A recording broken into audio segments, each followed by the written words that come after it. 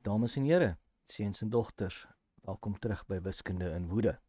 Hierdie is episode 27 en ons kyk in hierdie episode na wat is 'n getallestel. Maar voordat ons nou daarby uitkom, wil ek eers julle aandag terugbring na wat ons bespreek het in episode 2. As jy gaan kyk daar na episode 2, het ek vir jou gesê, die ding waaraan jy dink is 'n waarde. Die ding wat jy skryf is 'n getal.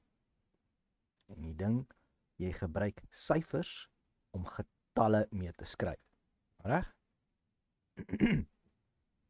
Belangrik, die ding waaraan jy dink, dis die waarde. Die ding wat jy skryf, dis 'n getal en jy gebruik syfers om getalle mee te skryf. Reg?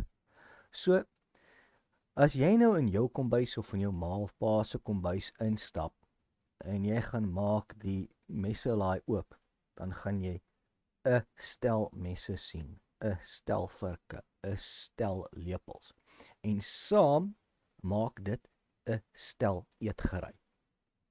Nou op dieselfde manier het ons 'n ding wat ons noem 'n getallestel. Dit is 'n stel getalle wat waardes voorstel waar die waardes almal sekere eienskappe het. Jy weet, daai is 'n stel messe. Daai goed het almal een eienskap met mekaar in gemeen en dit is dat hulle messe is. Daai is 'n stel vorke. Hulle het almal een eienskap in gemeen. Dit is dat hulle vorke is. Selfde ding met lepels. Saam maak dit 'n stel eetgerei. Reg. Nou, jy het al klaar met getallestelle gewerk het. Ek is baie seker as jy hierdie video's kyk, weet jy wat 'n ewige getal is. Nou kyk hierna. 'n Ewige getal is getalle wat waardes voorstel waar die waarde deelbaar is deur 2 sonder dat iets oorbly. Voorbeelde daarvan is -4, -2, 4, 8, 12, 300. Al daai waardes is deelbaar deur 2 sonder dat iets oorbly. En dan weet jy ook alreeds wat 'n onewige getal is. Reg. Dis getalle wat waardes voorstel waar die waarde nie deelbaar is deur 2 sonder dat iets oorbly nie.